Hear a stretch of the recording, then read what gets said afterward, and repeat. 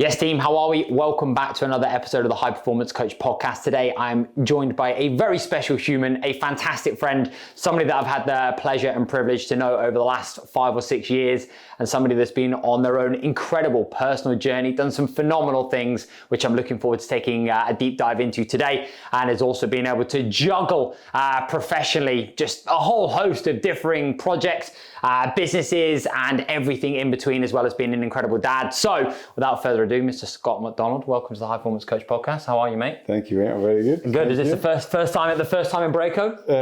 I know. I was like, where the hell am I? Costa del Braco, mate. We've got our own climate here. It literally is like our own climate, mate. Man, I know. I genuinely don't even know where we are. Where's Stirling? I thought it was Stirling. Yeah, mate. I tell people it's Stirling just because that's kind of the general consensus. That's the general direction that we go in. Anyway. My question to you, and I'm actually really excited for this episode because we've been working together for the last 3 or 4 years or so, and obviously our relationship has developed, but I feel like there's so much I don't know about you that I'm excited to explore and take a deep dive on today. So first and foremost, who is Scott Macdonald? That's a good question. Yeah. Straight in with the tough stuff. So I suppose in terms of career-wise, I run my own performance coaching business. Particularly from a mindset perspective, but we also do all the fitness and different components of that. I'm also a management consultant, so I'm one of the managing directors at SIA Partners, who are a consultancy firm. I've got a property business, as we were just talking about there. Married, 2 little girls, they're 10 and about to be 9, and a dog, and I just love doing like kind of mad shit, whether it's MDS, whether it's jungles, whether it's Ironmans, I think that's probably where I got a lot of that from you, right? Like I actually think I got really into all that hard stuff in my 20s, and then there's something that happens in your 30s where it's like, I take the foot off the gas, like, and I forgot about that, and then we got together like, I don't know, what was that, like probably five years ago or something. Yeah. And then you were like, oh no, hard shit's good. You can still do it. And I was like, oh shit, yeah. So yeah, that's probably... Mate, you forgot one thing, part-time handyman as well. Handyman, mate. Property business, coaching business, managing director, dad to 2 children, does lots of hard shit, and also likes being a part-time handyman as well on the weekends whenever you can. Mate, what's driven Scott to do the things that Scott does? I know, I often ask myself this. I think there was probably a bit of, as a youngster, a bit of insecurity. Like I was probably the guy who was average at most things. Whether that was, I did all right at school and I quite enjoyed school, but I wasn't ever great at it. And then I wasn't ever great at sport. I just never got really good at anything. So I think when I came out of education, went to uni, and you're like, right now I'm in the big wide world, I was like, right, this is maybe now my chance. And I think I got, in some ways I was lucky, like I got into a couple of good gigs quite early on in my career. But equally, looking back, I'm like, I made the most of them.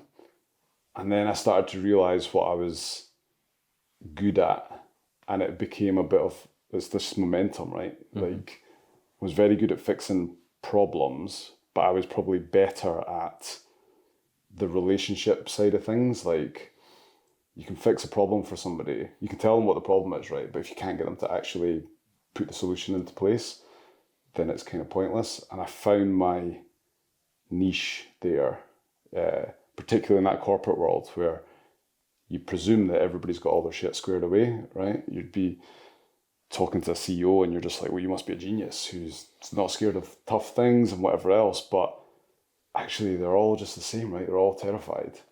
And I got quite good at that. And I think that started to just push me. And yeah, the less that I started to fear the failure. the more I was like, actually, when I look forward and look at the big things, and you were very good at that with me, right? Like you were always like, yeah, we can do this. Like, and I was like, but one was, I don't even know what I was thinking. Probably like, oh, what if I fail? Right, that'd be embarrassing.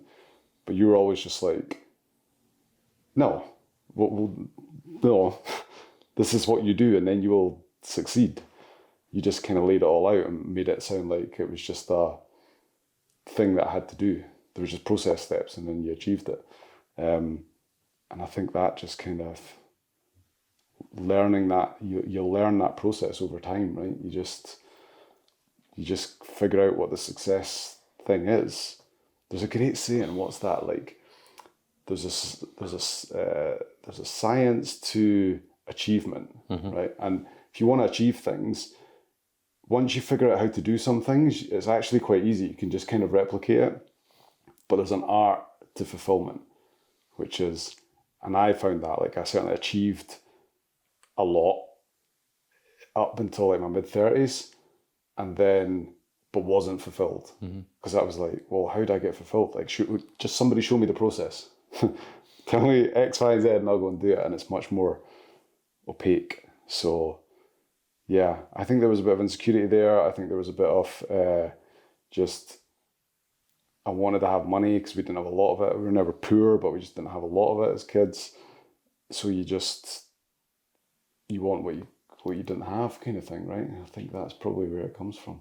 Yeah, mate, I love that. And what would you say was the kind of aha moment or thing that actually allowed you to realize this is what fulfillment actually now looks like, and this is what it feels like for you? Because obviously what it sounds like is obviously we're driven a lot through like almost like insufficiency and maybe fear. Yeah. And then you get to a point where almost like you then have this stuff that you thought would then make you feel a certain way. And then you're like, actually made me feel now worse than what I did before I had the stuff. Totally. And you feel lost. What was that kind of, can you remember or think of a time that you think about the transition of like success but without fulfillment to then having fulfillment of what that felt like? Yeah, there's a couple of things. One, I went to a Tony Robbins event, and that completely changed my whole, that was the first time I ever realized there was a whole, all the stuff that I was doing in my head for years, like manifesting stuff, like visualization, that all, I don't know why, but I'd always done that. That almost gave me the validation. They were like, so this is how you do it. You come up with an idea, you create the dream in your head, you figure out what the steps are, you manifest it, and bang, you've done it. That was like this, like almost like the cold shower that was like, right, here we go. And then I don't know, I think what was, I'm a dreamer, right? And I stopped dreaming at some point in my 30s because I had the job, I had the lovely wife, I had the lovely kids, I had the house, the cars, I had it all, like, and don't get me wrong, I'm not like sitting in a Beverly Hills mansion kind of thing, but everything that I wanted and thought was achievable, I had, and therefore I started to just settle and think, well, this is it. And I stopped thinking there was anything else. And at the same time, it felt like this would be like, say, I don't know, 5-7 years ago. At the same time, there was I don't want to say like a movement of get present, be happy with what you've got, stay in the moment. And I was trying to do this because I thought that's how I'm going to kind of manage this weird feeling that I've got going on. And I was like, well, you know, this is kind of nice, but I want to dream. Like, I want to have like big ideas. And I stopped myself from doing it because I just couldn't see what they were. And then I needed to find people, I think, at that point that were still dreamers, right? Because everybody around me, and my mates are my best mates since I've been kids, right? Like, a lot of the guys are, you know, from nursery, right? And I love that because loyalty is something that's really important to me. But they were like, well, we've got everything, man, just chill out. And I was like, I need somebody that's going to tell me that it's okay to dream and it's okay to want more. And, you know, I found the likes of yourself, and then I found the whole personal development kind of like coaching industry that I had no idea existed. And kind of started to surround myself again with people like that. And I think that really just forced me out of that and made me go, I'm at my best. Like Emma says it to me all the time. She's like, you're at your best when you've got a big, scary goal in you. She's like, and then, like after MDS, after Ironman, after all that kind of thing, she's like, I know for a month, you're just going to be a pest. You're just going to be a bit like, what? She's like, you're just quite a bit distant.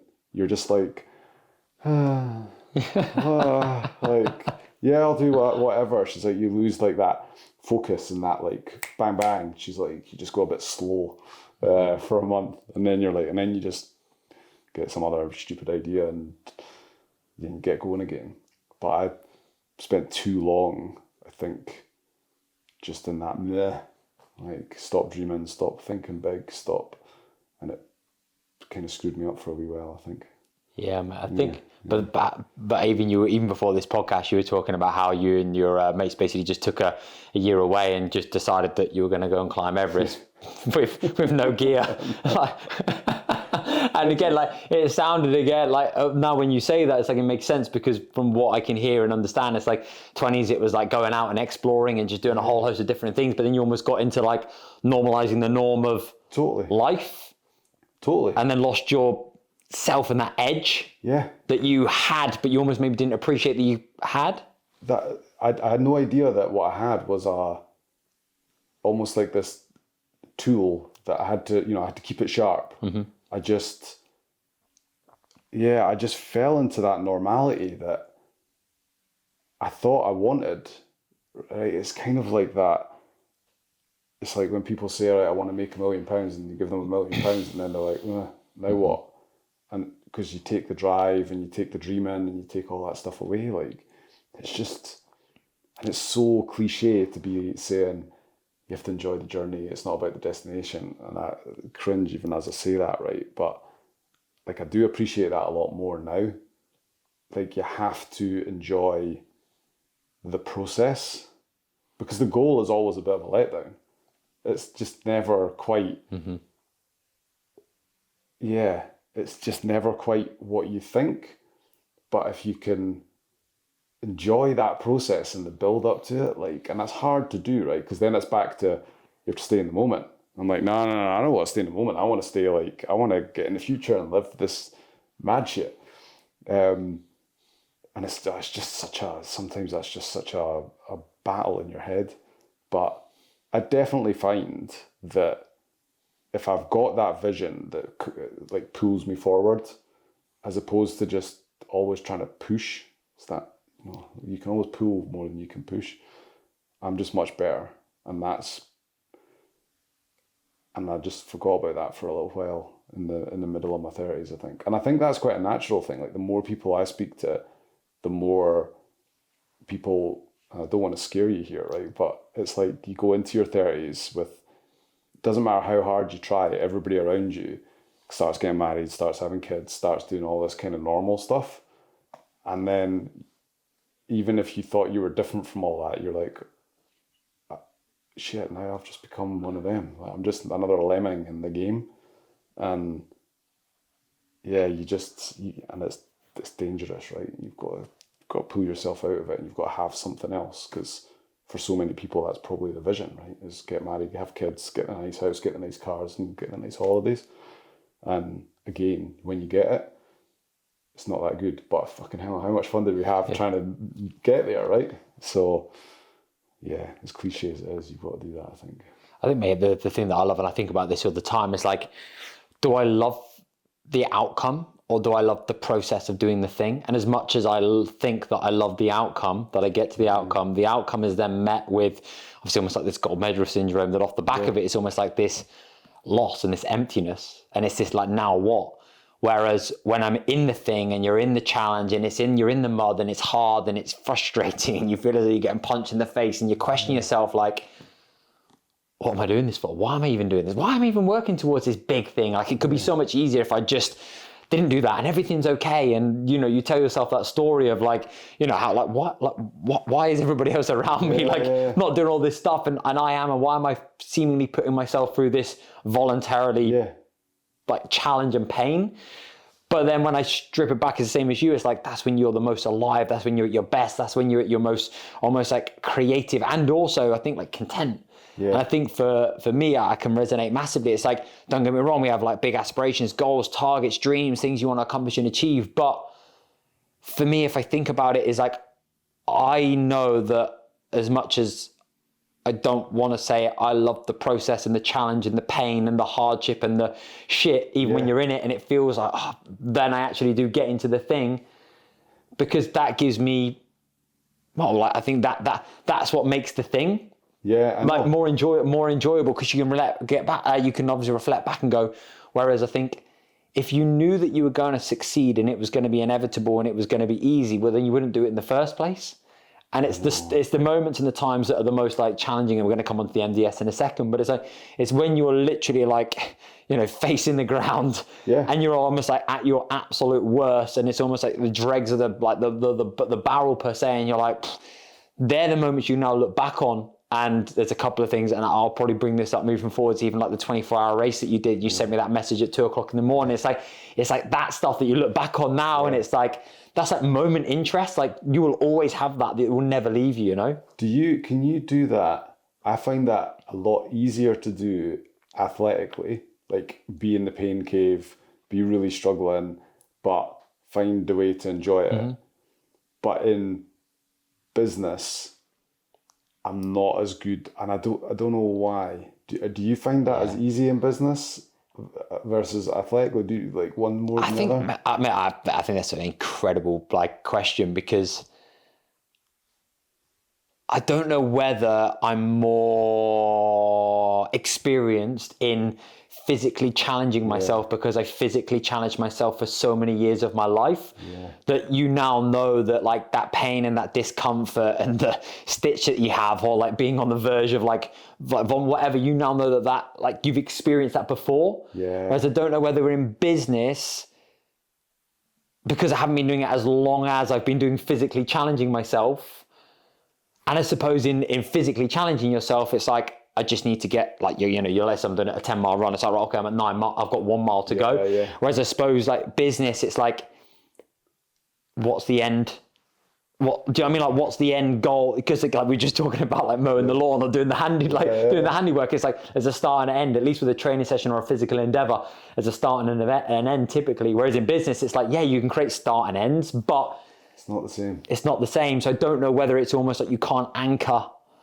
This is me just thinking my thoughts out loud right now. It's like, I don't know if because you can't anchor it to like, well, I've got this to go. And I wonder, like, this is helping me now, because I'm thinking I don't set enough mid milestones along the way. And maybe that's the problem, right? Like, or not the problem, but maybe that's part of the reason that it's harder in business, because I don't have those mini celebrations so quickly, because I'm like, well, actually what I'm trying to do is hit this revenue number, or I'm trying to get this many people, or I'm trying to get somebody through this tough thing but it's almost like I'm a very visual person. Imagine if I actually just took that wall and just wrote January to December and wrote all the things that was like, right, you know, help this person to get through this problem here, get them through this physical challenge, get them through this mental one, deliver this revenue number, deliver this profit margin number, hire this person.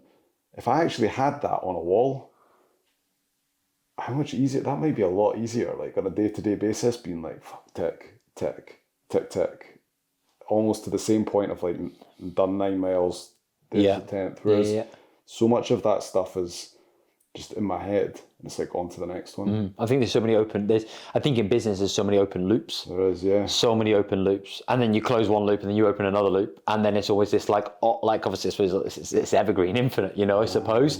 But I think I completely hear you with that, and I think again it's like understanding. It's like if you have big goals and you have big targets and you have big aspirations and big dreams, like hard times and challenging times is always going to be a prerequisite for like success and growth, but obviously, or success and progress. But obviously when you're in it, it's like, but it's just about normalizing that hard time is part of the process that you need to go through in order for you to be able to gain access to this new level. But I think when you're in it, sometimes I suppose it can be difficult to almost see it. Yeah. And I suppose there's so many different like inputs. Yeah. And I also don't know physically, this is me thinking out loud again, you know, when it's just you and let's say running a 24-hour race, and let's say it's just you in the middle of the night, it's just you alone with your thoughts and nobody else and nothing else, and you are 100% in control. And you can decide whether you're going to put another foot in front of the other. And I suppose obviously the same can be applied for business, but there's obviously so many other external factors that obviously have to be taken into account. They're almost out with your control. There's only so much you can control. Yeah, I don't know. This is like a counselling session, because then I'm like, wait a minute. If I say to somebody else, like I can picture this client that I've got, and she's brilliant, and I can tell she wants to do 24-hour ultras, and she's right at the start of this journey. She's like, there's a whole lot of controllables that I can't control. There's a whole lot of uncontrollables in that scenario you just said, right? It's the middle of the night. She's like, I can't see where I'm putting my foot. I can't, the weather, it could be fucking horrible. It's the middle of the night. I can't control how tired I feel. Like, you can't just be in control of that ability to put one foot in front of the other. I can hear her like listing off all these things, right? But in my head, it's really simple. I'm like, what you just said. Yeah. Just put one foot in front of the other, forget about everything else, and you'll just get there. And you've got a different level of experience than I have in that game.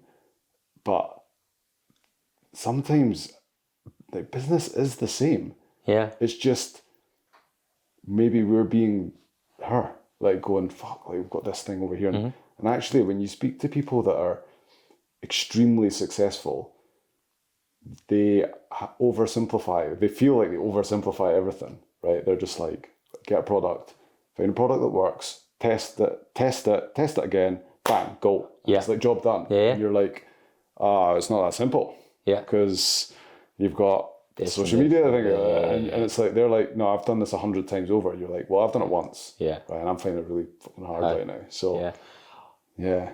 I wonder if it's just, and this is, again, it's like exposure and experience. Totally. Because again, it's that exposure and that experience. And also, again, it's like you were saying about the achievement, the success. It's a process. You know, if I now know that I put these inputs in, I know that I'm going to get these outputs. That is it, yeah. You know? Yeah. That is so true. Yeah, and because I think about this now, I'm like, see, in the corporate world, I'm definitely at a point where nothing really phases me.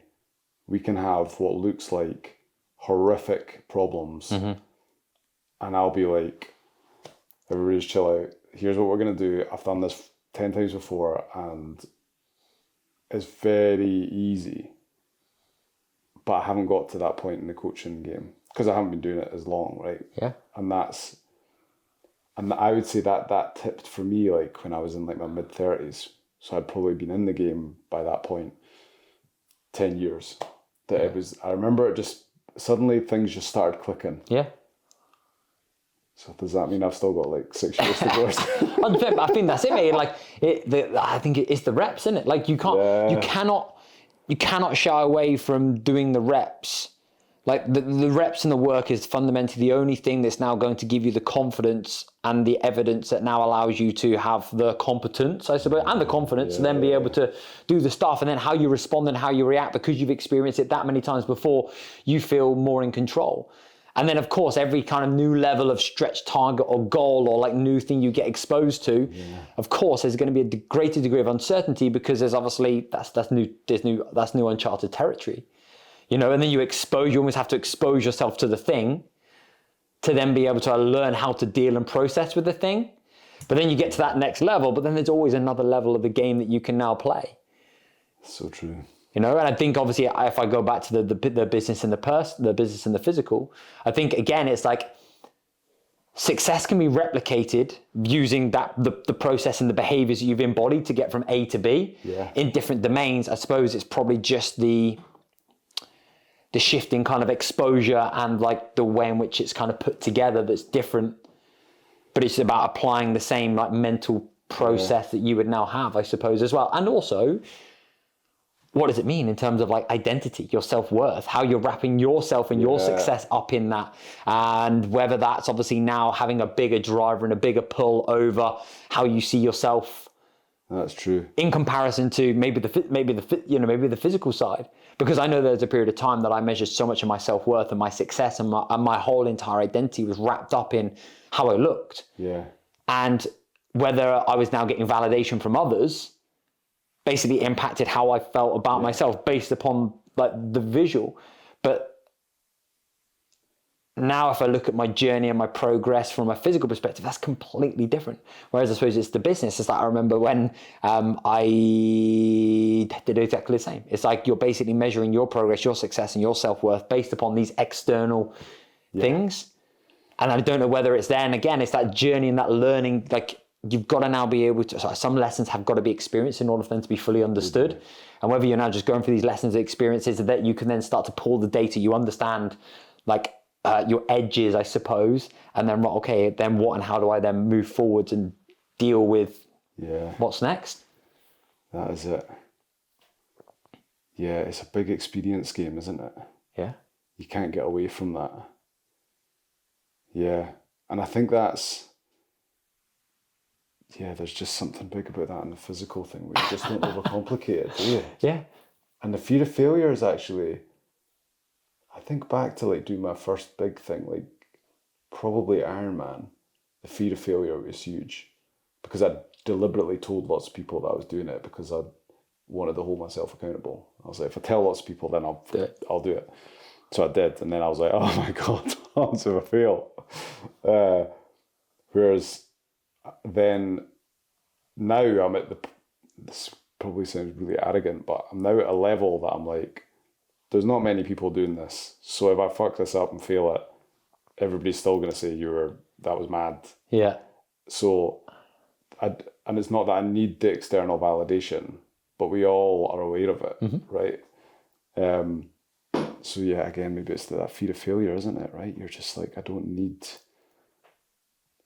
It is okay to fail. Yeah. But it's do you know what? It's okay to fail at a massive level. It's not okay to fail at a small level. If you're fucking about with small things and you keep failing at small things, that's not cool. You need to be, and the reason you're fucking about with that is because you're just not thinking big. You're just not dreaming big enough. You're not thinking big enough. But if you fail doing something big, that's totally fine because at least it was something huge. When you fail at something that's tiny and you were kind of just dabbling and that's just kind of like, well, you never even set yourself up for success, right? If you're going to fail at something fucking massive. So just go all in, right? And it's like the whole social media thing and all that. Like if you're going to fail at that and not land and people aren't going to kind of buy into your thing, at least do it because you were being you, being like 100% you. Don't fail at it because you tried to be somebody that you weren't and you kind of dibble-dabbled in it and you did it every 4 days and whatever else, because then you just go, it's none of that's good. At least if you're going to fail and monumentally. Yeah. I say to a lot of that, actually plenty of conversations, and I've said to quite a lot of people, it's like, you need to now be able to be okay. And I think the same thing in terms of myself. It's like, if I now know that I've left it all out on the table and I've given it absolutely 100% and I've not been good enough, or I've not made do you know what? I knew that I couldn't have given it any more and it's not worked out. I'm okay and I can live with that. Yeah. But if I now know that I have cut corners, cheated myself, not really gone like in per se in terms of committed to it, and I now know that there was more in there, nobody else will know, but I know. Yeah. And that for me is the thing that eats away. And I don't think I've ever said this to them. I think I've put it out on social media. But again, when I was a kid, I was running cross-country races and I was never good at running or anything along those lines. But I ended up getting a poper round when I was 12. And then basically I was doing a paper round 7 days a week, but I kept on breaking my bike. So then I got to the point where I was like, well, I'm going to have to start running my paper round. So I'd run 2 miles to the shop. I'd then have 30 papers on the left, 30 papers on the right, 1 bag over the left shoulder, 1 bag over the right shoulder. I'd then run a 10-kilometer paper round, carrying carrying these bags of papers. And then lo and behold, like I did that every single day, 7 days a week on top of them, like football training. Mate, I then became an elite level runner as you do without, I got 40 quid a week as well. So an absolute winner. That's a double But, win. double win. And then I was like, and I ended up then competing in cross country because I got good at running. And I never forget, I was competing in the English championships and I was against all these incredible runners. And I'd been so used to winning. I'd won the North, the North Devon, the Southern, the Southwest, and everything else. And I was like, you so used to winning. And then basically went to this big race. It was at Sefton Park I think it's in Liverpool. My parents came up for the weekend, and there's 400 people racing. And I'll never forget, I was like basically 4K into this run. We were going up a steep hill. I was like, I must have been about 150th or something. And I just remember in my head, I still remember it's this moment. I was like, this is hard. This is shit. This feels so incredibly difficult. I'm not winning. What's the point? So I just faked a hamstring injury. And I basically just then crawled off to the side. St. John's ambulance came over. Oh yeah, my hamstring basically got me. Went back. And we still laugh about it now because my stepdad's like, you play on this story for years. And he's like, I knew you were bullshit. And he's like, I've known you all my life. He's like, I knew that you hadn't pulled a hamstring. You were just basically, you just knew that you weren't going to win. And you hadn't given it your absolute best. And so therefore you decided to quit on yourself because that was an easier option, that now something that you've got to live with. And that for me, that moment and that feeling of like when you stop and then I was like, I've just completely let myself down. Like that for me is a moment and an experience that I will never forget and has literally driven me so much. And every time I now think about quitting when something does get hard, I always then think about that Joe that halfway up that hill quit on himself, made up some bullshit story to tell everybody else, and everybody's like, oh, it's okay. Apart from my stepdad, who's like, you're a bullshitter. But it's that, and it's like, at least if you give it your all and you know that, and it doesn't work out, well, at least I've left it all on there and I'll have grown through the process, rather than now knowing that there's still pieces of the jigsaw puzzle that I didn't put in. And it's that's like the perfect example of, you have to, if you're struggling right now, like if you're in that pain cave right now in your business or whatever it is, right, there's a good chance it's going to be this amazing learning, this amazing gift that you're going to use at some point in your life later and be like, well, if I can do that, or remember I did that and that was a terrible thing to do, so I definitely can't do that again. It's kind of just being able to take yourself out of that moment and be like, this is hell. I'm really struggling. I really don't want to have to do this. But somehow, somewhere, this is going to be valuable. This is going to be gold dust. Mate, take me back to what that reminds me of there is, mate, take me back to the 24-hour race that you did, and you messaged me at 2 o'clock in the morning. Yeah, thanks for phoning me back. What was what? Oh man, talk me through that experience. Do you know that was cool, right? At Loch Ness 24-hour. I just had this thing in my head where, when did I do that? I did that after Ironman. I was like, I had that year, I think we'd sat down and said, I want to do a half Ironman, a full Ironman, and I want to try and do a 100k ultra. And I thought, and that for me was like this massive, ugly, hairy ass goal that was borderline impossible. But I thought, if I fail, at least nobody can say, well, you kind of didn't really, you half-arsed it. So I was like, we were, I don't know what time, like you started, that must be like 14 hours in, right? You're probably a couple of marathons down by that point. And it's the middle of the night, and that is a horrible loop if anybody's ever thinking about doing the Loch Ness 24, because it's just a 7k loop, and you're just going, so it's just going round and round the same loop. It's like a kilometre up a hill, it's a kilometre down a hill, your knees just jarring. It's a kilometre across tree roots in a forest, like it's like football training coming in and out of those tires. Yeah. You've got a kilometre on a beach, and then you've got a kilometre through this like knee-high grass that's just tangling you up. And yeah, you just go to these places there where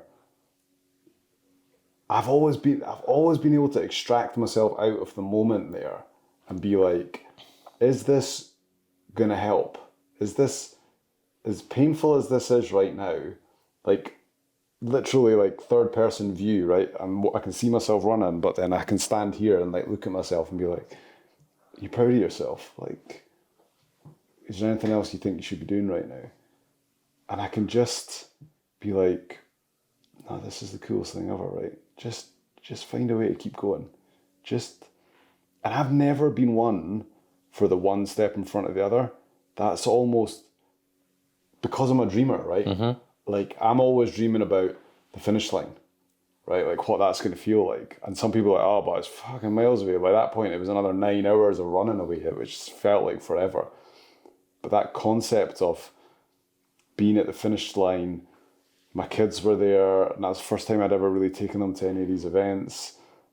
Like, just putting myself in that moment and just reliving it over and over again to come out of the pain, right? That's how I do it all the time. Is I don't think I'm particularly present when I'm running.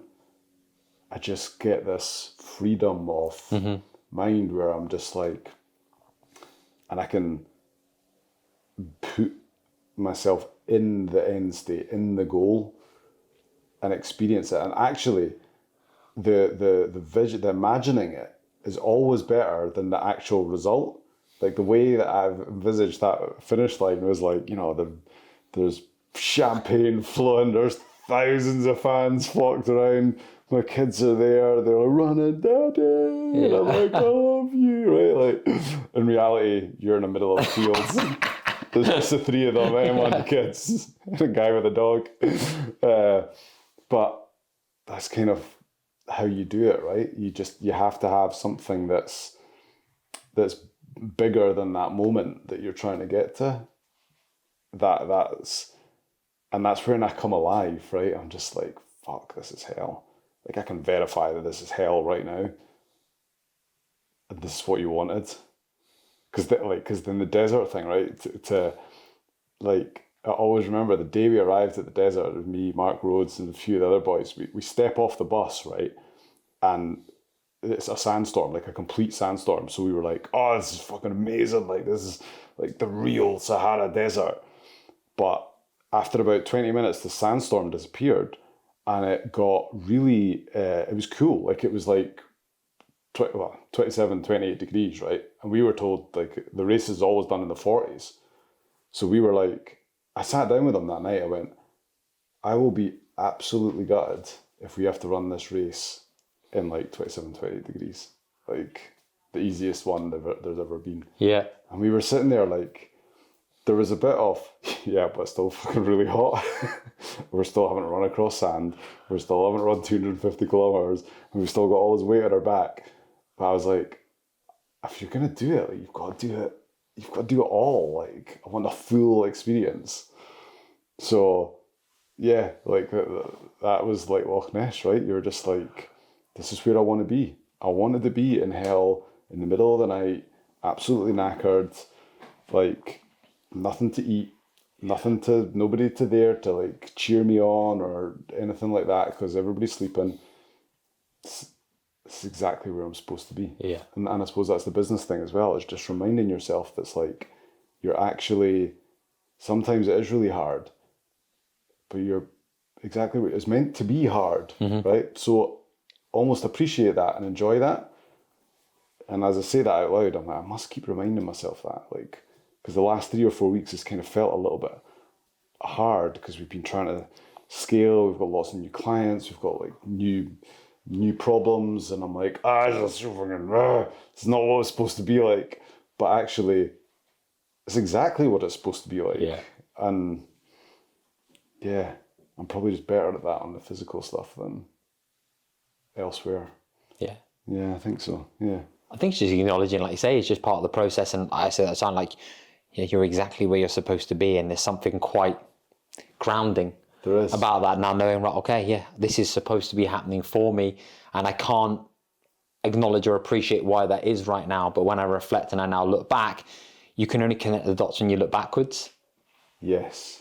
And it's like, now when you connect the dots backwards, you're like, that makes sense. I can make sense of that now, and why that happened, and why that was a lesson, and why this was an opportunity, or why this thing, like I thought was like happening to me, actually was happening for me. Yeah. But it's just having that like hindsight when you have been able to kind of surpass that, to be able to then see again, and then you understand, well, how did I behave? What did I do well? Like, what was I proud of? What actually wasn't I proud of in terms of and next time this arises, because it will arise, you know, it's a process and it's just going to be a repeatable process, but it's just going to be packaged in a slightly different wrapper. Totally. How do I then want to be able to draw back upon that experience, which I suppose comes back to exactly what you said about the physical and the business. It's like physically, you're like, okay, this has happened so many times before, so I now know that I've been here so many times before, so I now recognize and understand the patterns. Whereas I suppose in business, like I've been training for 20, 30, well, pretty much like, 20 years of my life. I've been in business 10 years of my life. So it's like, it's almost, again, it's completely different, but you then recognize the patterns, then you understand how to process that. And I think that's the power and the beauty, and again, repetition and experience, most importantly. So mate, I love that. Like, you're exactly where you're supposed to be, and you can only connect the dots when you look backwards, and that does give you that sense of like acknowledgement and appreciation of, okay, yeah, this does start to make sense, and there is opportunity here if I'm now open enough to look for this and see the lessons in this, and I'm willing to grow through this. And again, it's like, I'm going to butcher this, but my leadership coach said to me the other day, it's like, you have like, I think it's storming, norming, performing, transforming. I think that's the right sequence. And so it's like, you've got to go through that like storming phase to be able to get to the norming phase. And if you don't go through the storming phase, and like it's part of it. It's a bit like the emotional cycle of change. You have that uninformed optimism, informed pessimism, valley of despair. Totally. And it's like, it's funny. You have like, I remember doing a talk years ago, and I basically was talking about this, and somebody put their hand up there, like, I feel like I pitched a tent, and I've got a campfire in the valley of despair, and it's like, and I've been there for ages, and I'm like, but on the other side of this is this like this informed optimism, but you have to go through that. But then it's like the processes, the systems, the people you have around you, like the vision that you now have, the trust and the confidence in the behaviors that you're trying to embody and what you now see that maybe nobody else now sees, and having then the people to the left and right of you and having that strategy that's so integral, because it's going to happen, but it's trying to process and deal with that to the best of your capacity. And I suppose the more that you go through that, the better you become at that. That is it. Like, and then you can obviously, extremity expands capacity. So the more extremity you get exposed to, the bigger the capacity you build.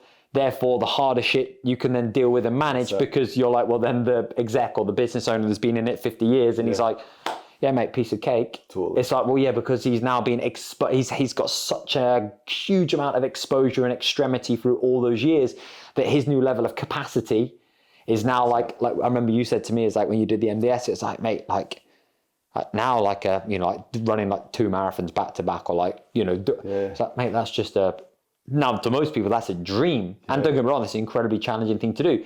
But when you've now just done like 250k in the Sahara Desert in 50-degree heat, with 15 kilos on your back because you didn't pack that right. You didn't pack that right mattress, which I'll come on to in a minute. Well, that now is just a marathon is just a training run. Yeah. But so I think it's that same exposure extremity thing, that the more you push yourself, the more you start to normalize a new level of capacity that you can now handle, much like anybody in the gym. It's just volume. It's funny, like there's something in there that's like, I think you and I were talking about how simpler it is with physical stuff, and I don't think that's true.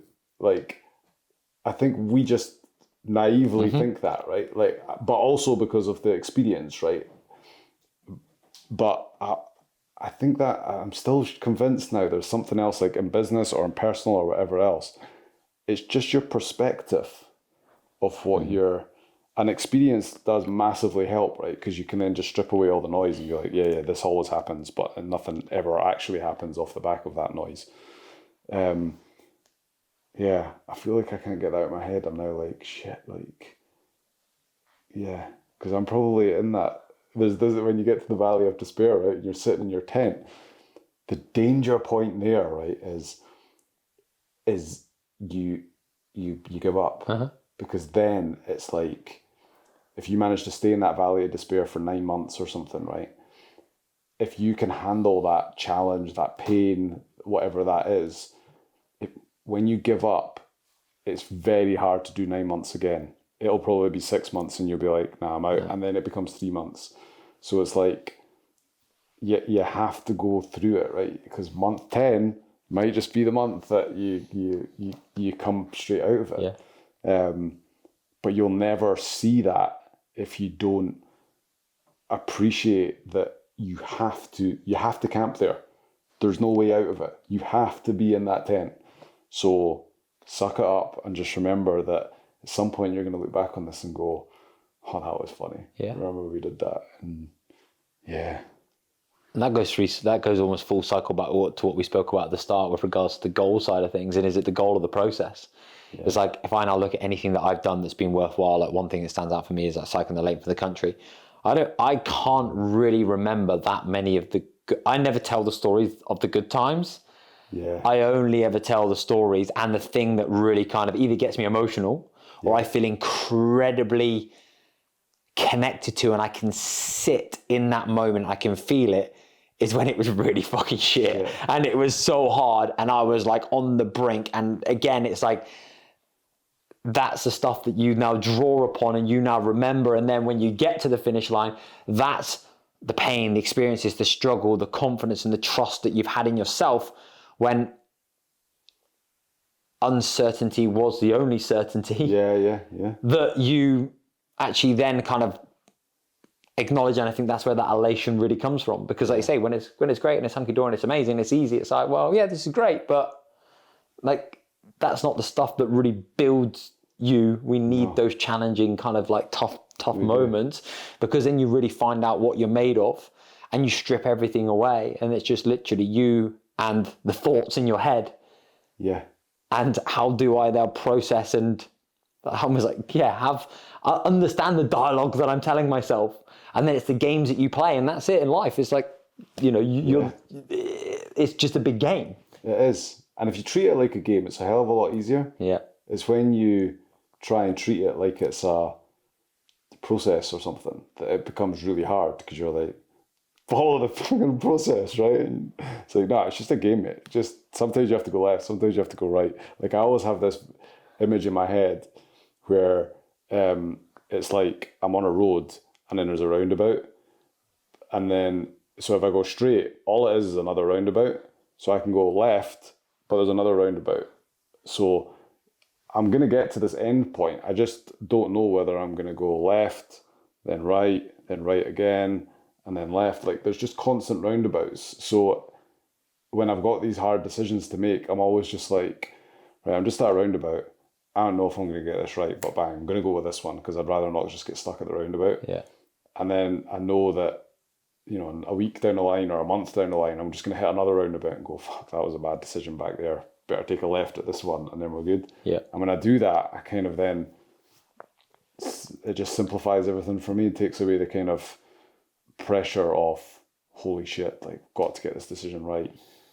And that's when I probably start procrastinating, and then it all goes down the shitter after that. Well, so you just get overwhelmed, and then you almost don't make a decision, because then you're almost basically in this paralysis, and then you lose confidence and trust because you stop behaving in alignment with who it is you now know you want to be. And then ultimately that then leads into, you losing trust within yourself. And that obviously has an impact, So, oh mate, I get that. I'm just going to close a loop before we kind of proceed this conversation, which was the 2 a.m. Loch Ness race, where you messaged me that I didn't message you back because I was asleep, warm and cozy in my bed, and you sent me a video, and I can still remember it vividly. And it's like, you were the head torch on, you're in the middle of nowhere, and I basically woke up out of my scratcher in the morning, turned on my phone, I'll see how Scott's getting on, and you're like, mate, it's 2:00 in the morning, it's pitch black, I'm in the middle of nowhere, I can't see anything, and I'm completely by myself, and it's really shit. He's like, but I tell you what, the only thing that's keeping me going is like, I cannot wait to meet the person that I'm going to be once I reach this finish line. Yeah. And mate, that for me, like, honestly, get messy. Like, I can still remember, I still feel that. And I use that, like, I use that actually in the tune-up, like, to the guys that I think that was the Saturday, and I use that on the Monday. And I still use that all the time as well with myself. And whenever anybody's doing like any type of physical endeavor, I give them the Scott motivational talk, which is, it's like, you're going through shit and you're going through hard times, but I cannot wait to meet the person that you're going to be once you reach that finish line. And make that phrase for me, it's like, in our entire relationship, like, I love you and you've done some incredible things, but like, that's probably the most powerful thing, because I think of, like, it was a video, it was the 2 a.m. in the morning, it was like I think it was the emotion behind it. I could see the fatigue in your face, and it was like that was the thing that keeping you going. I was like, yeah, that's what it's about. I mean, that's literally what it's about. It's like, I am looking forward to meeting that. Like, you're just trying to outclone yourself. Yeah. You're just trying to beat yourself and outwork that in that Hormozy sense, like that self-doubt. That's cool. That's good. That's a good phrase, Scott. Like, I forget that I did that. I said that. I know you've loved that. Oh, mate, yeah, I live on that. I live on that. It's a bit like the hamstring story of my stepdad. Yeah. Mate. I live on those things as well. I do think there's that for me is like your identity, right? Like, I have created that identity for myself that is this person who, no matter how shit it is or how hard it gets, I will get through it. Like, I never used to be like that. For some reason, that's something that resonates with me. I want to be that person. So when I'm in those moments of like pain and struggle and hardship, particularly in the physical side, I'm like, this is brilliant, because this is just reinforcing my identity that I am that person. So it's like, I think I'm that person in the run up to it. I'm like, I think I'm that person. I want to be that person. I try and like behave like a person like that.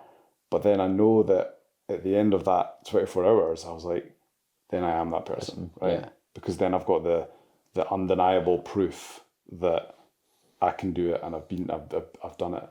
So yeah, it's funny that, because weirdly enough, the girl who does my social media for me, she was like, this is the best reel you've ever had. It got like thousands of views. I can't remember. I'm sure she said it was like 30,000 views. And it's this weird one. Actually, I'm sitting there like slouched in a chair, and I went, do you know what goes through your head when you're running an ultramarathon? And I said that at the end of it, and I'm like, fucking hell, it went better than anything I've ever done. Yeah. And I never thought about it. Now you've just reminded me. I'm like, oh, it actually is good. Mate, so good. I say, mate, I repurposing that tomorrow. Mate, absolutely be going up tonight. But that's what you remember, mate. That's I absolutely loved that. I thought that was incredible. How did you? Well, mate, there's two routes that I want to go down here. Let's go down this route first. Yeah. How do you juggle it all? Property business, MD, performance coaching company, 2 kids, amazing wife Emma. Physically now trying to do a whole host of weird and wonderful things. How does Scott do it all? To a standard as well. I suppose if I heard somebody say that, I'd be like, they've got their shit squared away. Must have a chat with that guy, figure out what he's doing. I've definitely become a lot more efficient with my time, right? Like, so simple, tangible things that I do is everything goes in my diary in an order. So first things like family stuff. So I figure out what days am I dropping the kids off at school, what days are we picking up, what days have we got doctor's appointments or whatever else. All that goes in the diary for probably 4 weeks in advance. It'll go out further if I can. Second thing that goes in the diary is coaching performance stuff. Third thing that goes in the diary is the training. Fourth thing that goes in the diary is the corporate job, right? And I only work 9 till 6. I've kind of grown up on that, and I'm religious about that, right? There's no real, I'll never work later than 6 because then I'd not see the kids, and I want to be there in the morning to do that. So it's kind of, if you know that that's your only barriers, right? Like everything has to happen in that time, then you make it work. Whereas if for some reason there's a big gap in my calendar and I'm like, oh, that's amazing because I've got loads of stuff to do. If I don't actually schedule that stuff in and be like, right, you've got 30 minutes for this, you've got an hour for that. If I just sit at my desk, not a single thing gets done apart from the nonsense shit that doesn't need done. So I think I'm very good at prioritizing that and then locking it in. Mm-hmm. And then I think I'm just at this point now where experience has taught me what is actually important. I know how to manage teams very well. Like I'm not I have no ego in terms of like, oh, it all has to be me. In fact, I'm the opposite. I'm like, shit, I'm probably the worst person in all of this. So it would be better if everybody else did it. I think and I'm constantly questioning it. Another couple of things I do. So I do write a things to do list. I know some people are like, oh, it's a terrible thing to do. I always write my list, and I always write next to it the number of minutes that I expect that to take me, so that when I'm sitting there and I've got 20 minutes in between calls or something like that, I can look at it and go, right, there's 3 tasks that are 5 minutes each. I could just get them done, as opposed to that kind of, I've got 20 minutes. I'll just chill. That's really kind of helped me. But then just being really clear on what the priority is, right? It's like family stuff comes first, and my dad wasn't around as much when I was growing up, so I definitely don't want to be like that. So that's this massive motivator. So I'm just like, that's the priority. But I know what the minimum is that needs done and all the other things. I think I don't know. You make it sound like it's really hard, and actually I find it remarkably easy, and I think it's just because time, experience, whatever else. And I always just think of them as kind of levers as well, like a plane. Like actually not levers. I always think of them like a throttle handle. Like, shit, I need to put the throttle down here on. I can't put the throttle on all of it, which is the tempting thing, right? It's like, I just want to go max out on everything. I'm always like, right, actually family stuff's cool, right? I can get a foot off the gas a little bit for a few days or whatever it is, and just everybody will tick over nicely. But I need to get my shit together because there's stuff going on over here. But being conscious about that and not being like, all right, I'm going to keep my foot or keep my hand down on the family stuff, and then I'm going to have to also put the foot down on the performance stuff, and then shit, I've got a whole lot of training up here. Like, it's just kind of burnout. So yeah, I'm like a very visual person, so I'm always like trying to, and then again, identity. Like, I just have this thing where I just don't want to be 80 years old and look back and be like, oh, you could have done a bit more. Like, that actually scares me. Like, just don't waste time. Do cool shit, and the more cool shit that you do, the more cool shit that you want to do. Like, I just, it's like a drug. It's like it's like training, right? Like, people who don't train are always like, how have you got the energy to train? I'm like, I don't. That's how I get the energy, right? I have to go in the gym, run and jump and lift, and that gives me energy to go and do the other shit. I think that's the same with this, right? Like, if I've got lots of things going on and it makes me feel good and makes me want to do more. When I've not got a lot on, because that's always the tempting thing. You get really busy and you're like, oh, see if I could just jack it all in. Life would be so much easier, right? Like, actually, you know what I'm going to do? I'm just going to work really hard for another year, put all the money away in the bank, and then I can just sit on my ass and do nothing. Like, I'm just not that content in that space of doing nothing. It's kind of cool for a bit and you need that time, but it's not the identity that I've kind of created for myself. So it doesn't feel good. Yeah. And I do this a lot with clients, right? Like, it's, what is your identity? Trying to really get them to understand, well, my identity is that I'm this really, most of my work comes in through that entrepreneur, corporate business side of things. And I'm like, they're like, well, I'm this really successful person at this. That is my identity. And you're like, all right, cool. And they're like, but I'm not that interested in it anymore. I've got these other ideas that I want to do, but I can just never be bothered. I'm like, well, no wonder, because you don't identify with any of it. Like, it's not something, your identities, as humans, are like, our number one need is to remain consistent with the identity that we create for ourselves. So it's like, if you don't create that identity that is, people want to run a marathon or something, it's the opposite. They're like, I am not the person who can run a marathon. I'm like, well, probably not, right? Like, if that's what you think, like, that's what's going to happen here. But yeah, I've like created it, designed that kind of identity to be who I wanted to be.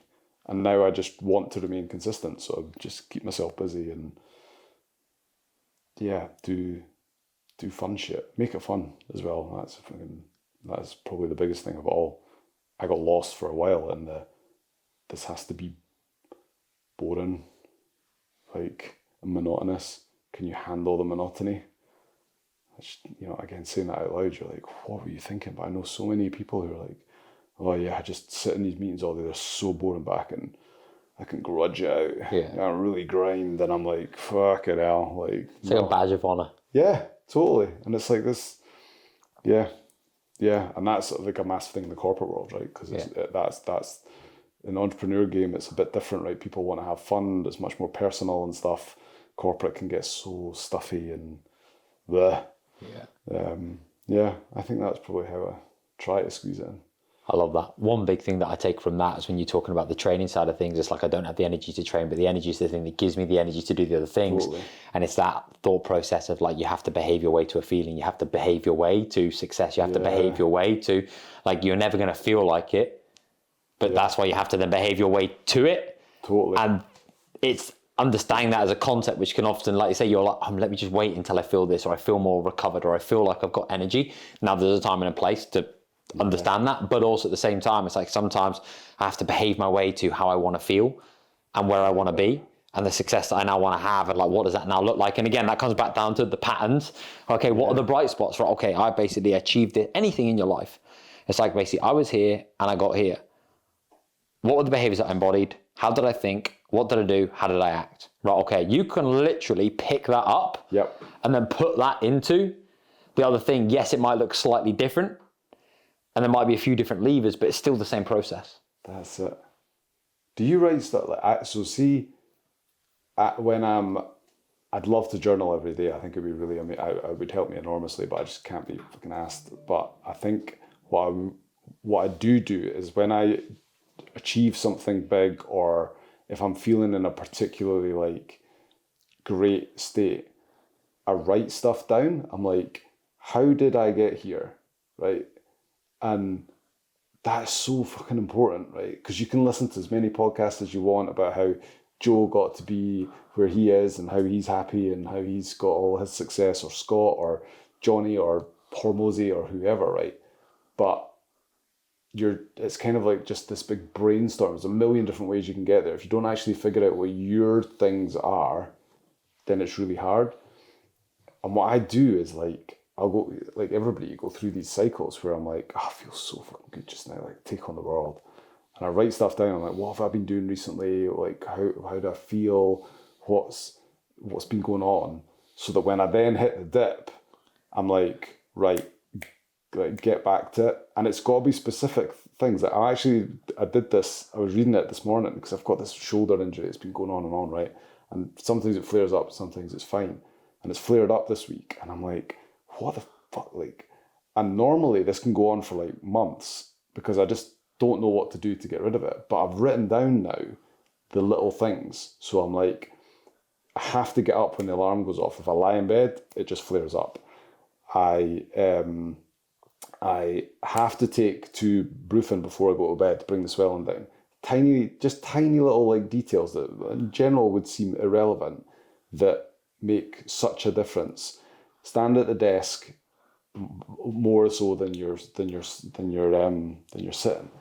And when you've got all these little triggers, and because I wrote them, so they're my words, so they trigger me more than if you wrote them, I can so quickly get out of that, like, that's an injury, right? But otherwise I can get out of the state that I'm in, whether it's a mental thing, so much quicker if I've got it written down, and I can kind of just quickly learn. It's kind of like the whole coaching philosophy, right? Like, don't try and make all your own mistakes. Just go and find somebody who's made it. Yeah. Whereas this is like just finding me and going, oh, you used to be quite good at this, or you used to feel great about it, so now I'll just quickly learn it all again because you too quickly forget. Do you write that sort of shit? I don't necessarily journal every single day. I spend a lot of time writing with pen and paper, like just a whole host of random thoughts, feelings, what's going on. I do like a weekly kind of just brain dump, like what went well, what didn't go well, how am I feeling, where am I right now, why am I feeling the way in which I'm feeling, how do I want to feel moving forwards, what are currently the friction points that I feel as though that I'm facing. So I do that a lot. but I'm not like religiously like I do this at this point. It's more like it's like based upon kind of like feel more so than anything. But you picked up on a great point, and I remember, and I communicate this quite often to people. It's like we have, I think they use it in the military. It's like this bounce back ability. And it's almost and I think about this whenever you had, like, I used to use it a lot with like the nutritional stuff. It'd be like, right, okay, if you now know that you're in a highly emotional state, and you now know in that highly emotional state that your first default mechanism is to go to food. Yeah. It's like you now need to, when you're in a logical state, write down how you're going to be feeling, the thoughts, the fears, the thoughts and the feelings that are going to be going through your head at that moment in time that you already know because you've done that 100 times, you felt that 100 times before. So that when you're now thinking about going and doing that thing and you are in that state, instead of then having like somebody tell you, because again, it's not you, so it's not autonomy. But if you now have something that you can now go and look at and you can read and you can now just basically, listen, Joe, right now, you're in a highly emotional state, you know, emotion is high. You now know that, you know, you're tired, you're hungry, you're this, you're that. You know that your initial response would be just go and eat something or go and do this and go and do that. But you know that, you now know that that's not the answer and that temporarily may make you feel better. So you reading this is a sign that you need to go and do another three other things instead. And does it always work? No, but it's like, at least it's that way where, like you say, it's come from you and you've written it down, and then that's a framework that you can then go, right, okay, when I'm in this state and I use you, that would then usually cue the response of me doing this. I'm now going to read this thing, and then that's going to hopefully start to change that behavior, to start to get you to go, right, okay, maybe I'm not going to go and sit on the sofa and eat that food, maybe I'm just going to go for a walk instead. Yeah. And then if I still feel like it, but the likelihood is you won't. Do you know what I mean? So it's like, right, okay. So I'm saying, if you can write the beautiful phrase that you said, it's like, because it's my words. Yeah. And it's like, that's what we need it to be. And that comes back down to coaching. Yeah. It's like, you can't tell somebody what to do. Well, you can. Yeah. But that'll only work for what happens when you're not there. So how can you then get them to self-coach themselves? And like, it's these little things that can be so powerful that give you that anchor, that you now know that, like, when you're in that emotional state, as an example, or tired or fatigue state, that's not you. No. You know, so how can you then start to basically like support yourself by creating these little like pillars, I suppose, of how you would then behave, obviously within those moments that you now know because you've experienced it before, that you now know isn't really you, and you always regret doing it after you've kind of done it per se. And how can you mitigate that, which is what I've taken from that. And I love that phrase, that's not you. Because I wrote this to somebody the other day a client was feeling, we did this, like, here's where you're at, here's your scores, all your stuff that you've done in this 6 months period, and look how much better you've got, and all this kind of thing. And he was like, at the time he was like, I just feel so good, I'm fucking amazing, blah. And I went to meet him for a coffee to talk about the next phase, and he was ill, and he was like, I don't feel well, quite down. He's like, and I don't know why, I've just been having like anxious thoughts for the last few days. And he's like, and I've been having arguments with the wife. He's like, it just feels like it's all gone to shit. And I was like, but that's not you, right? Remember who you is. You are this person. Like, and I had to literally put up the slide and be like, the guy who ran his first ever marathon, the guy who went from energy levels of like 3 to 10, right? And he was like, yeah, but how do you know, he said to me, how do you know that this guy, that he was like sick and ill and anxious and whatever else, how do you know that this is not me? And I was like, arguably you don't, right? But I do know you can be that guy. And you have to choose that you want to be that guy. Yeah. And you can be, at the moment, you've managed to be him for 6 months, which is amazing. But you can be him for 12 months, 12 years, however long. You just need to know now some of the triggers that's like, shit, I can start to feel next time I'm ill, this is going to feel rubbish, and mentally it's going to feel rubbish, and I hadn't considered that, and all this kind of thing. But that's okay, because I'm just camped out in that little valley of despair, and I'm going to come out the other side of it. So yeah, knowing who you are, right? That's like, this is not you. Yeah, and it's also having people holding you to a higher standard, like around you. I think it's important that you hold yourself to a higher standard than anybody else holds you. But also, it's like, I use Leanne as a perfect example. It's like, she holds me to such a high standard. And if there's any challenge or any struggle or anything that's difficult or anything that I'm experiencing like hardship with, there's always a bit of like compassion, but the compassion is more like, yeah, but this is who you are and this is what you do and this is how you operate and this is how you behave. And this is the way in which you now respond to this because this is all the stuff that you've done before. And so fundamentally, this is the very step that you need to step into because this is now where you're going. And I actually did it the other day. And it's almost like you have to hold yourself to a higher standard. But of course, that's why you need people to the left and right of you. That can then say at points, because again, like you don't get anywhere alone. And that's where you need people around you. And it's like, yeah, okay, at times you need an arm around your shoulder, you need a cuddle and you need to be told it's going to be okay. But also at other points, you need to go like that. It's like, you need to have people that hold you in such to a higher standard than maybe sometimes you even hold yourself because you need that. And it's like, yeah, you're right. And then that's that thing as well. And I think that's just the power of actually just having these people around you and also like tough love in a compassionate way. Totally. And actually that just gives you the belief to go, yeah. And there's that choice as well. Like, so when Leanne says to you, you're like, it's all fucking gone to shit and this is so annoying. And because I can see Emma doing the same thing where it's kind of, they're a bit like, oh, for fuck, are we going to go here again? Yeah.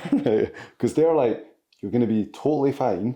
I know you. I'm not as emotionally involved in this little paddy that you're having. So, like, sometimes Emma would be a bit like, I don't even know why you're getting upset about this because you know that you're going to be absolutely fine. And I'm like, but... And there's a decision that's like, right, either I try to justify why I've got to stay in this state and why it is a massive problem and you're being a dick, or it's like, actually, yeah, you know what, fair point. I probably will be all right. Yeah. And it's little decisions like that you've got to be so careful of because too many people probably get caught in that. No, there's a great saying an old coach of mine used to have, and I can't quite remember what it is, but it's like, people will fight more for their limitations than they'll ever fight for their dreams.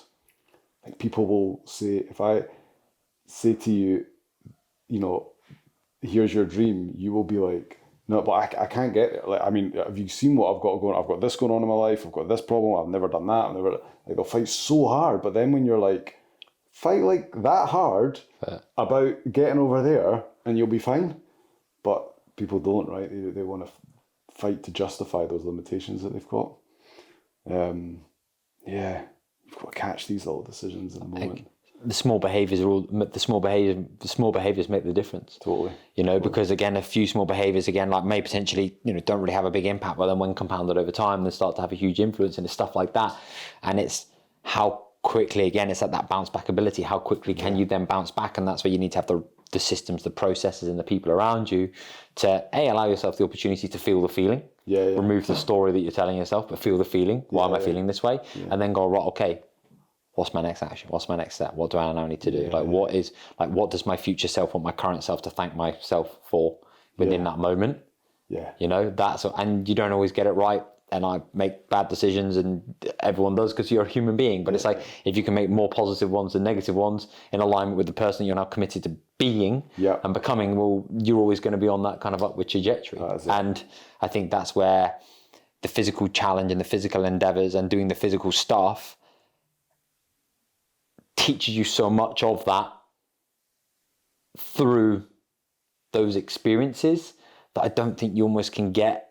You can get elsewhere, but I think it's that physical, what you can do with the physical body when it's telling you to stop and it's hard and you're tired and this and that, and it's that relationship between body and mind. That if you can cultivate and build and develop, like that's the thing that, again, I think it just teaches you discipline. And that then carries over into like other aspects and other areas, because you have that resilience that you then build. And like you say, you then generate the energy and everything else that comes along with it, which brings us nicely into the MDS. I don't have any energy on that. No, it's not 100%. And the great thing is, actually, wasn't too long ago, we were sat with Aaron, and we had Mr. Mark Rhodes sat on the couch, and he was 8 weeks.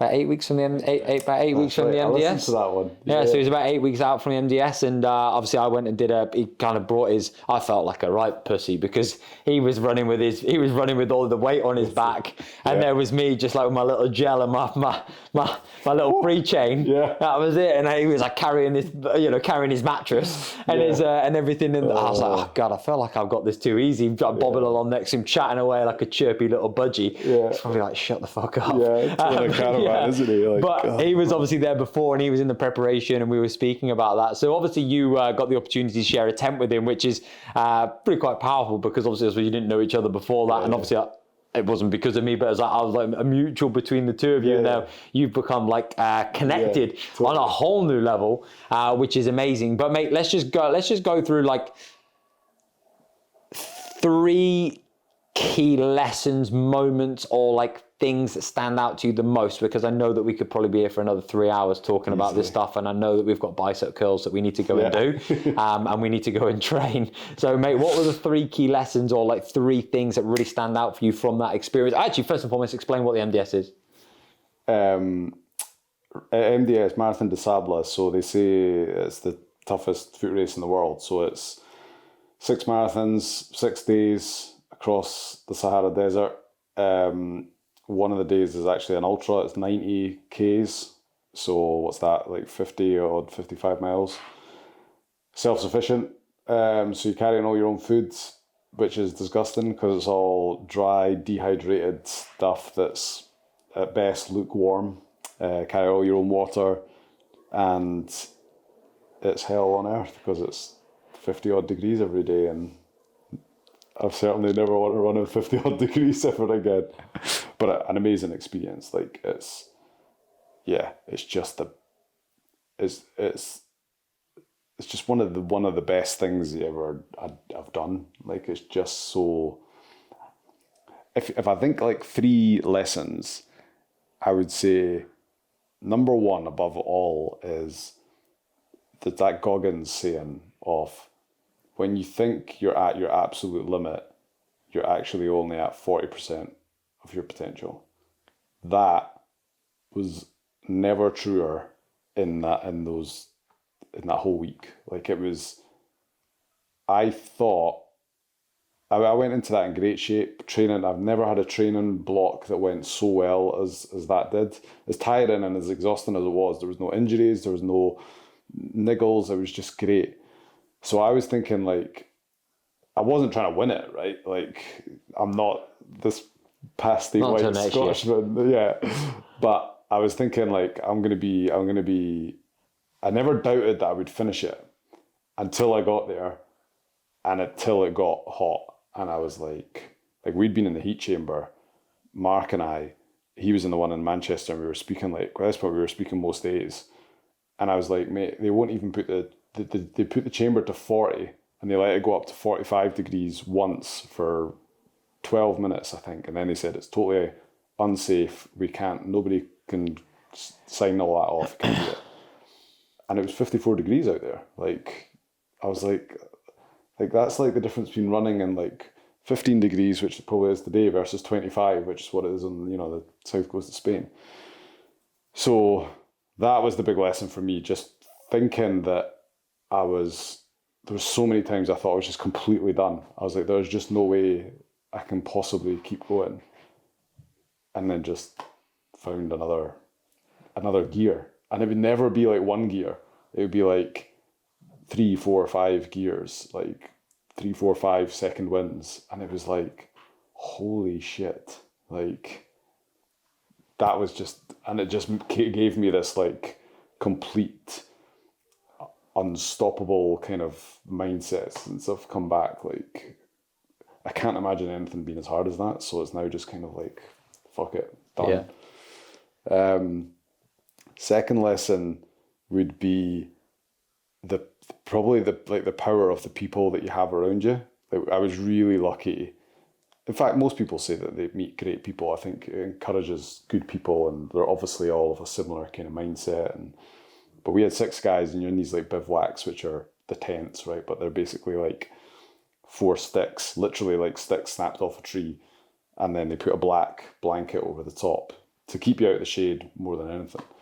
And you sleep with the same 6 people every night. And so I was in with Mark Rhodes, a few other guys.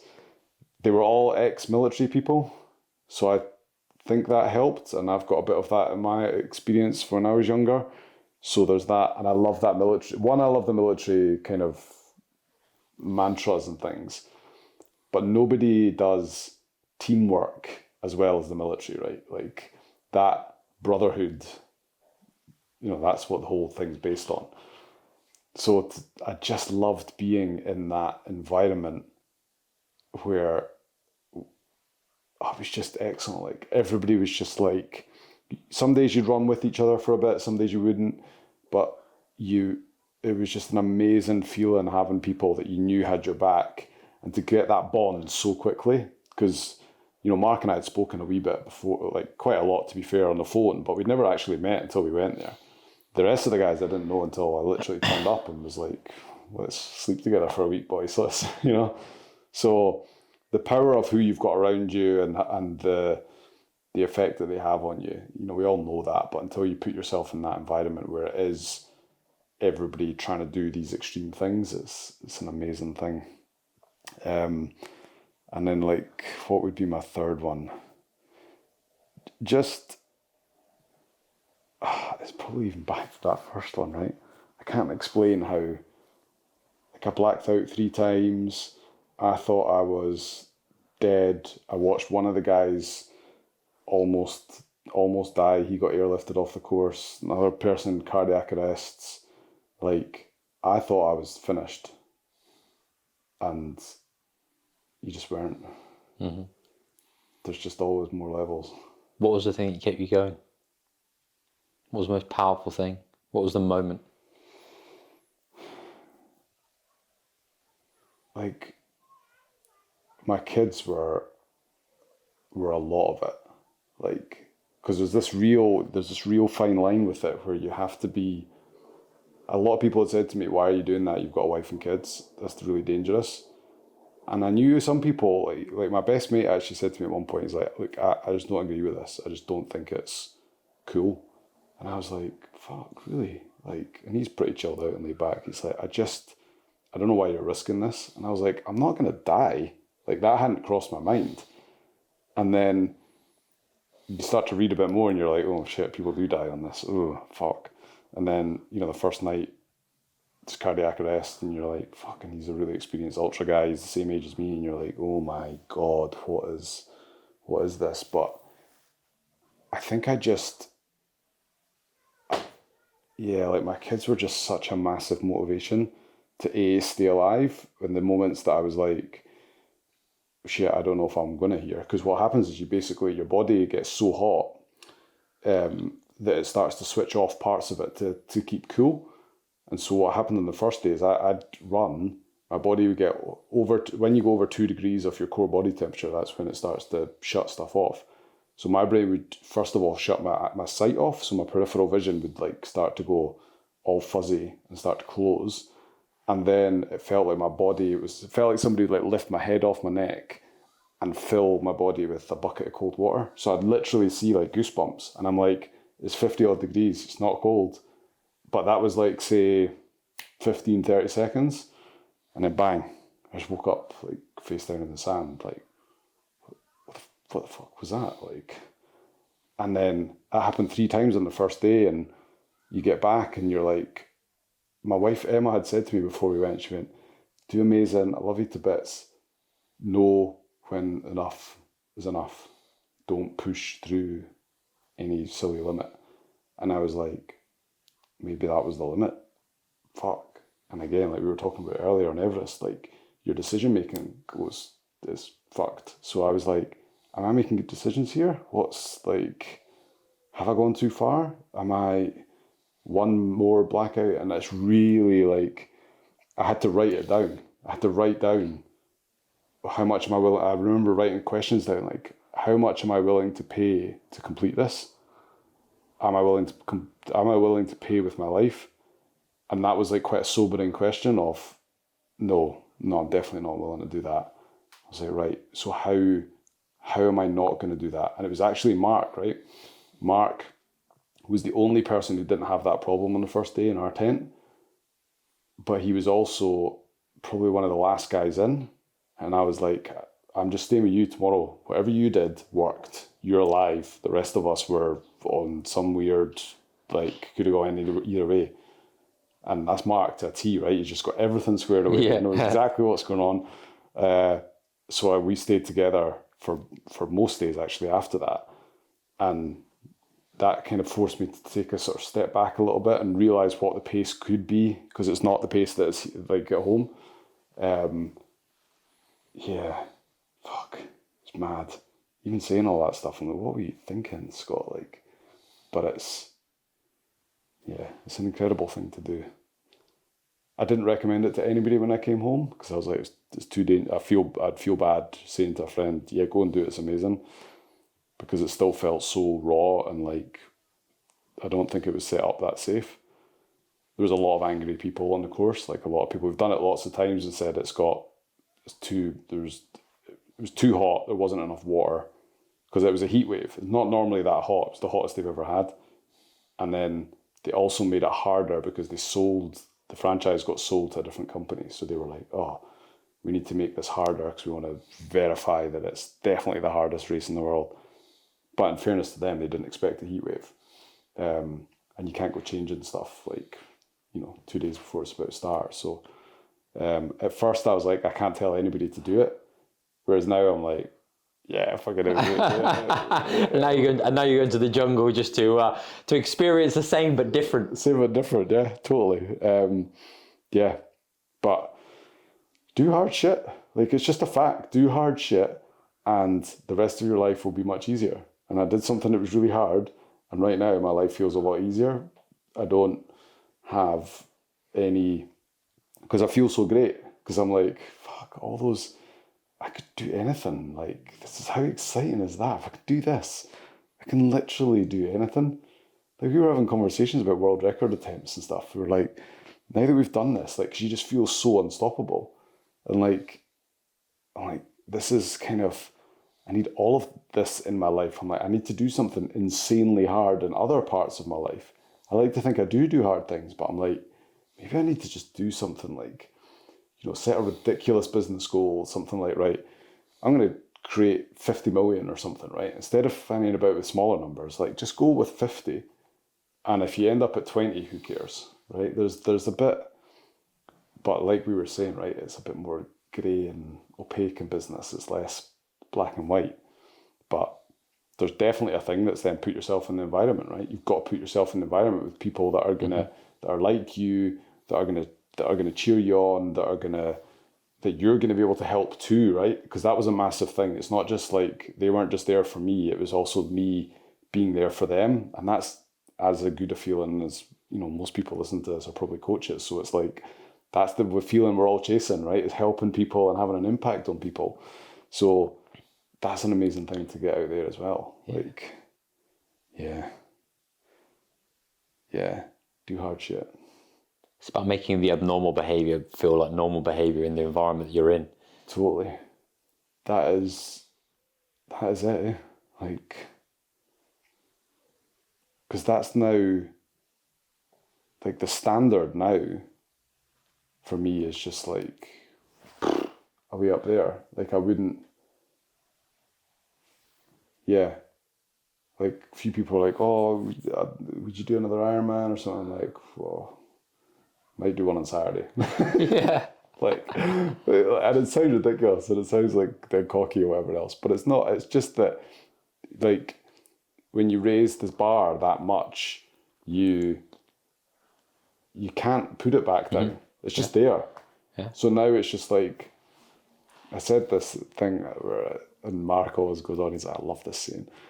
He's like, I said, I realise now that the absolute minimum that I'm capable of is the hardest thing that anybody's ever put together. Yeah. And like, I'm like, wow.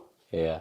How cool is that? Yeah, I mean, I love that. I think the really interesting thing that you also have is like, it's almost like your relationship then. It's like how that almost skews your relationship with rest and recovery and your relationship with, because again, it's like like right now, it's like I was having a conversation with Aaron, it's like the amount that I'm currently outputting in terms of business and work is probably the most that I've now ever like done at a level. And it's like, that's a great thing, but then also that becomes your new norm if you're not careful. Yeah. Which has pros, but also a lot of cons. Yeah. And then it's like, then it's about managing expectations and then not consistently comparing yourself to, well, when I was doing the MDS, I was training 30 hours a week. And when I was doing this, and it's then just trying to understand this. It's about trying to understand, like you say, it was almost like the throttle of like the push and the pull of the seasons and the cycles of life that you're now currently in. And is this a season of my life that I'm putting the throttle down, and am I expanding my capacity and expanding and going into that realm that I now know that I've got? Or is this now a season that I need to develop and learn and improve my relationship with rest and recovery and these other aspects of my life? And it's just then not consistently comparing where you are right now to the work that you've done before, in order for you to also then feel like you're doing enough, because actually you're just now measuring progress in a different way and in a different form in comparison to, and I think that's it. It's just having that, but you almost have to find the edge to realize and appreciate that I need to be able to now know what is the maximum, what is the minimum, and then where do I push, where do I pull? Because I think that's a big challenge, is like you say, when you get into that mentality of it's like, this is what I now know I'm capable of, and this is what is almost my norm for me. It's like having the awareness to also understand that now that doesn't need to be the consistent every single day, and being okay with spending some time being, which is arguably, I'll speak for myself, more challenging than doing the stuff because it feels uncomfortable. And it does feel different, but actually that's the personal development for yourself that you almost need to do. So you need to do hardship, but that doesn't also mean like going and physically challenge, or like business. Doing hardship for you is also going, right, okay, Scott, for the next 3 months, mate, we're actually not going to do any physical, like challenging hardship. You're actually now going to do hardship, which involves you doing less and being okay with doing less, and actually being able to feel good with doing less. And now looking at the other, do you know what I mean? That is also hard shit, but just it's wrapped in a different wrapper. And it's about understanding that as well, that it comes in many forms and in many different ways, not just the fit, like you say, the physical, that needs to happen. I believe, I'm a massive believer in that, but also the thing that I'm learning about myself as well is that the hard shit is also just being okay with not pushing yourself to the extremity or feeling as though that you need to be getting after it all the time, because that feels uncomfortable. And if it feels uncomfortable, there's clearly a challenge and there's a problem there that you need to explore and actually become more okay with. Because I think there's learnings in there as well, which this is something that I'm exploring myself. I know exactly what you mean.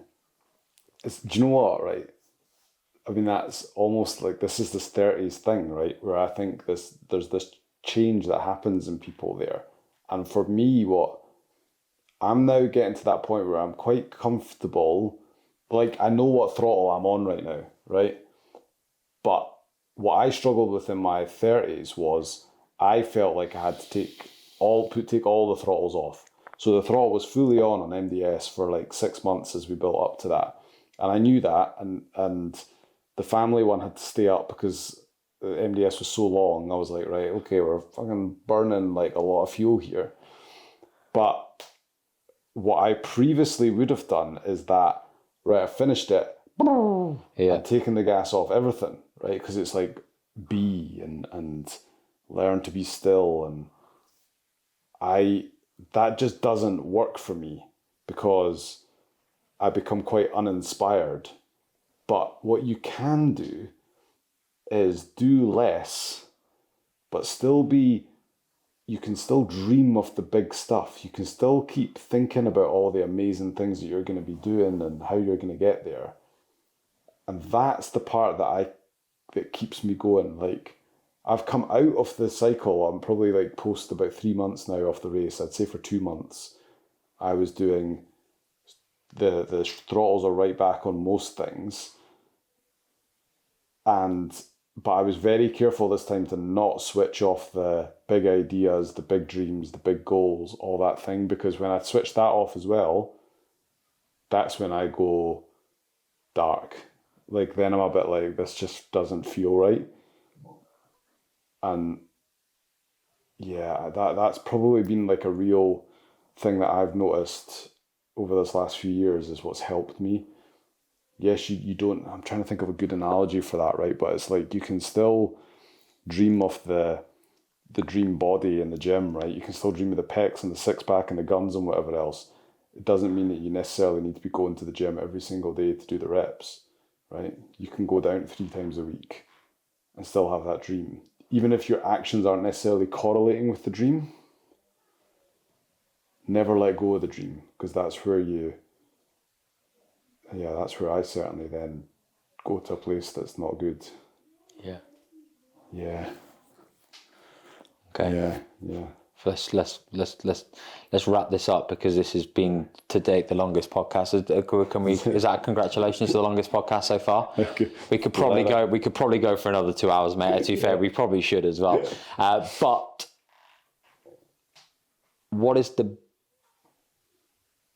big dream that Scott now has moving forwards, that he now visualizes and sees the most, that takes up the majority of your thoughts when in that line of thinking? There's always a discomfort with saying it out loud, because so many people laugh. So I have a few different ones that keep me going. The first one is filling stadiums. Mm-hmm. So I have this idea about events that I want to do. And this girl that I once worked with was like, oh, you'd be amazing at that. Like, she was saying to me, you should do, like, would you do this? And I said, yeah, I'd do. That's exactly how I'd do it. And she said to me, one day I'm going to come and work for you when you're filling stadiums. And I was like, fucking hell, that is a line. So I've got that on my wall. I'm like, that's the thought of like that excites me like massively, just impacting like thousands of people in the moment and changing them in that moment as well, right? Like for me, that was like Tony Robbins. Like, it was like I came out of that event completely different as to how I went in, and in a lot of ways like permanently, not just not just like a high. It was like, right, life has been altered. We're now moving here. So that's a big thing. And then there's other stuff that's more like space. I'm obsessed with space. Yeah. I had an amazing conversation with one of my old coaches who is building the world's first space hotel, 208 bedrooms, and he's going to create the world's first 24-hour space event and raise 8 billion. He's a philanthropist guy, the world's biggest philanthropic fundraising ever. And I'm like, I've just always been obsessed with space as a kid. So that's like one of my milestones with the business, is like when I get to this, that's when I buy the ticket to space, and then I go to space, and that excites me massively. They're probably that's the two that like light me up every time. There's other things. It's like, oh, like we'll get that house, and we'll like, and when I've got this freedom to be like 2 days a week kind of work thing, and there's. But I think the really good thing right now is I feel like I don't have many like materialistic goals. For the last number of years, I've been chasing feelings for goals, like confidence, 50%, 60% of the time, 70% of the time, like peacefulness, like happiness, kind of. I've really chased hard on them, and I feel like I've really got to that place where I'm like, yeah, I've got that really squared away. Like mentally, I kind of feel like in the prime time or prime years of my life. So it's exciting to think of, in some ways, almost to go back a little bit with, right, I've got that stuff. Now I can go and do some weird shit like an event in space, and you know, I want to do my pilot's license thing again and get that so we can start going to some weird and wonderful places. And yeah, there's a few things kicking about in my head. Mate, it sounds like it's a party in there, mate. It sounds like there's a party in there. There's a space party going on. Yeah, that's exactly it. Like. Mr. Scott Macdonald, it's been an absolute pleasure. I have so much love and appreciation for you, my good sir, and I'm excited for what's to come. Thank you so much for joining us on the High Performance Coach podcast. Thanks, buddy. Appreciate it. Awesome.